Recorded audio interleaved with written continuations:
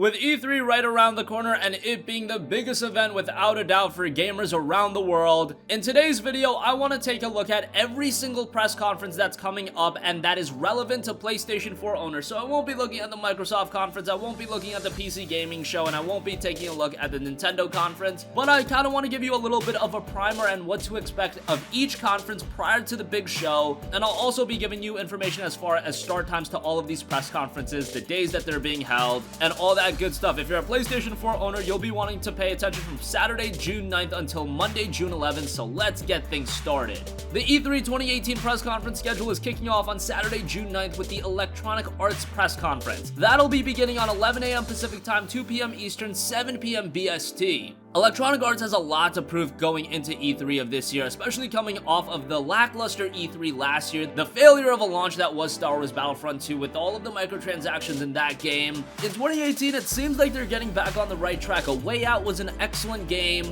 and the recent announcement of Battlefield 5, while yes, it does have some controversy surrounding it based on some presentation choices, fact of the matter is they have said that that game will feature no microtransactions as far as gameplay enhancements go, and the game's DLC content, the maps, are going to be absolutely free. This is very out of the norm for Electronic Arts, and it really looks like they are trying to win back the trust of gamers. What I want to see from them at E3 of this year is more focus on games, and games that the gamers are interested in. A lot of the times, Electronic Arts at E3 spend way too much time on a lot of sports games, and I get that they're a gigantic revenue stream. However, the people that are watching E3 do not care that much about sports games. Fine, show a little bit about that, but move on from that as well, and show us new games, show us new IPs like you put out with A Way Out, and I think that after E3 of 2018, people can have more of a positive reception towards EA, and yes, while they aren't going to be beloved by every gamer, E3 of this year could mark a very big turning point for them. After what they've already done with Battlefield 5, after the great reception of A Way Out, things are slowly beginning to turn as far as EA's perception by the hardcore gamer.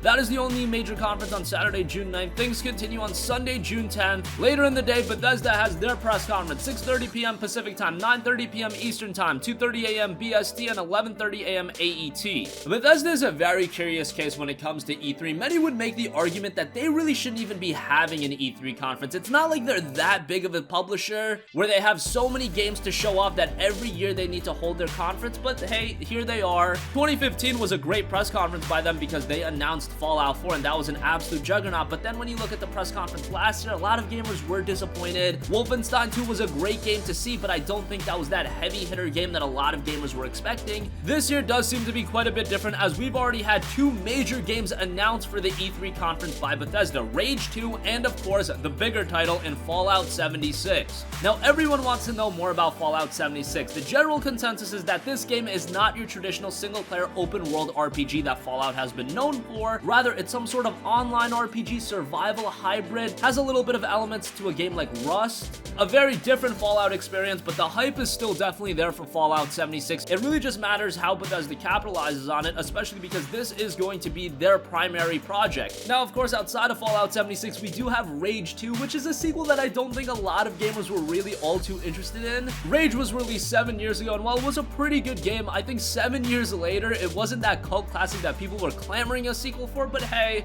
it's an open world RPG. It's being developed by Avalanche, who are very familiar with open world titles. Let's see a significant amount of gameplay of that title, and maybe it can win some gamers over. Outside of that, surprise announcements, I could very well see a teaser trailer for a brand new Elder Scrolls game. Now, that game won't be released this year, but you know that game has been in the works for a while. Skyrim released 7 years ago, so you know some progress has been made on that. Outside of that, we've also heard of things of games such as Starfield, and then there's also Arcane Studios, which we haven't heard from in a little bit. They released Prey last year. We got Dishonored Death of an Outsider, but outside of that, we haven't heard anything major from them in quite a while. Could they be working on a Prey 2? Could they be working on a Dishonored 3? Could it be a new IP altogether? I can very well see Arcane make a big announcement at Bethesda's conference. And finally, Sunday is being rounded out by Devolver Digital, a publisher not many of you guys are aware of, but they've put out some great games, and currently they have Serious Sam 4 in the works, the Talos Principle 2 in the works. The Talos Principle was an excellent sci-fi puzzle game, so very interested to hear more about the Talos Principle 2 if that does make a splash. That was announced all the way back in May 2016, so it's been a while since we've heard about that game. I could very well see that be a part of Devolver's conference, and that press conference will be held at 8 p.m. Pacific time, 11 p.m. Eastern time, 4 a.m. BST, and 1 p.m. AET.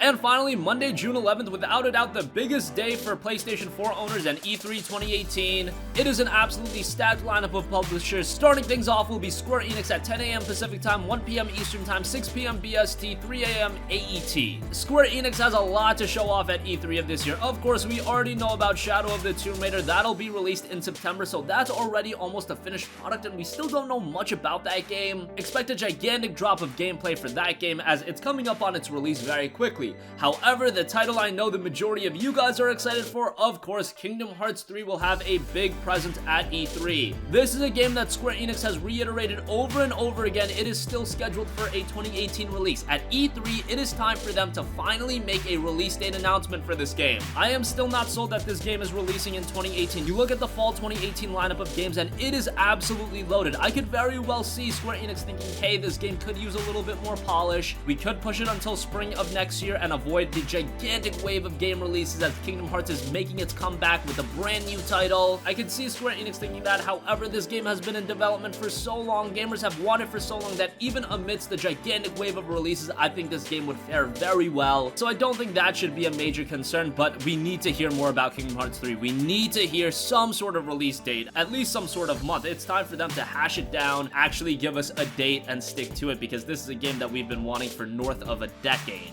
Outside of that, Square Enix could show us other smaller projects. I could very well see something like a Final Fantasy 13 trilogy for the PlayStation 4. I know that's not everybody's favorite Final Fantasy game, but hey, getting all three of those games in one package on the PS4, 3 platinum trophies, that could be something some gamers will check out. Again, I know FF13 isn't everyone's favorite, but Square Enix has been very invested into the remastered and collection business, so that could be one that we see. And I imagine that Square Enix will show off a couple of other Western projects on top of that. Personally, I'm more interested in their Japanese projects, just because those are in development for so long, and it looks like we're finally scratching closer and closer to the release of Kingdom Hearts 3. Moving on from that, Ubisoft will be having their press conference at 1 p.m. Pacific Time, 4 p.m. Eastern Time, 9 p.m. BST, 6 a.m. AET. Ubisoft is quite a curious case this year. We already know The Division 2 is confirmed. We know Assassin's Creed Odyssey is confirmed, which is so surprising to me, and I would be so disappointed if Assassin's Creed Odyssey is released this year. I was so happy when Ubisoft said that we aren't making an Assassin's Creed game for 2018, that they were going to focus on AC Origins, and then 2019 the series would come back, similar to what they did with AC Origins after the release of AC Syndicate. They took 2016 off.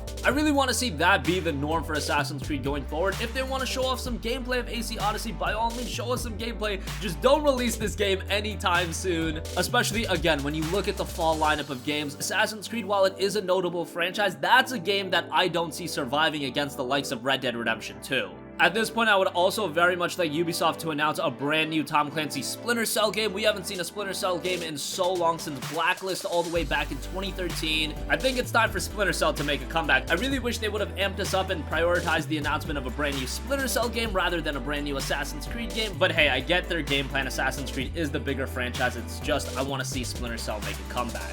And then we also have Ubisoft Singapore's new IP in Skull and Bones, the naval-based game. It's a tactical game set in an open-world environment. Originally, this title was scheduled for a 2018 release. It has since been delayed to 2019, so we probably won't be seeing a significant amount of content with Skull and Bones. However, a small gameplay trailer will definitely be appreciated, as this is a game that I think many gamers are still interested in, and I understand why Ubisoft wants to take their time with it since it is a brand new IP. First impressions are so important, so this is one they do want to take their time with.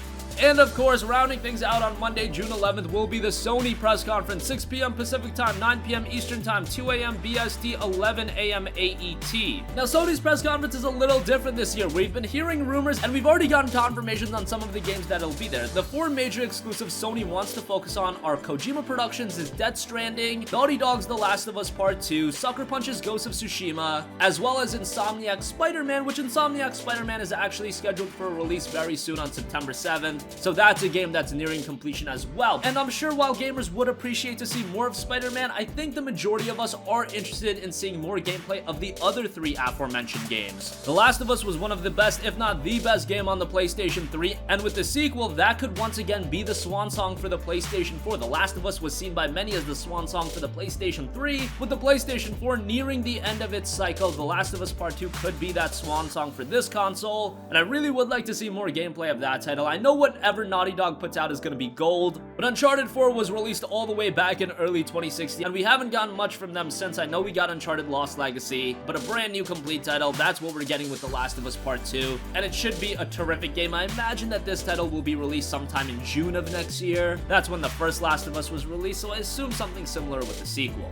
Ghost of Tsushima is a very interesting title that more gamers need to take their eye on. I feel like Ghost of Tsushima isn't on The Last of Us Part 2 or the Death Stranding tier of excitement. However, this is an open-world samurai game being developed by Sucker Punch, who are one of the best studios in the world. They've done the Infamous games, they've done the Sly Cooper games, and this is such an interesting premise. We don't see a lot of great samurai games. Yes, I know we got Nioh, but this seems to be even more expansive than that as a gigantic open-world game. The cinematic trailer we saw was great. However, now it's time to see the game in action. Speaking of cinematic trailers being great, but us needing to see a game in action, the Death Stranding, it is about time we see that game in action. We've seen so much about that game. We've heard so much about the game. We just uploaded a video earlier going over some of the rumors with that game. It's Hideo Kojima. You know that game's gonna be absolutely ridiculous in terms of premise and ambition, but we finally need to see gameplay of that game. It is time. If we see yet another cinematic trailer, I think at that point the game would have just jumped the shark. This is the time where Death Stranding has its mass unveil, and I'm sure we won't be seeing the game for a while, maybe 2019, maybe 2020, but I think the majority of gamers would agree in saying that we've had enough of the cinematic trailers. It's time for actual gameplay.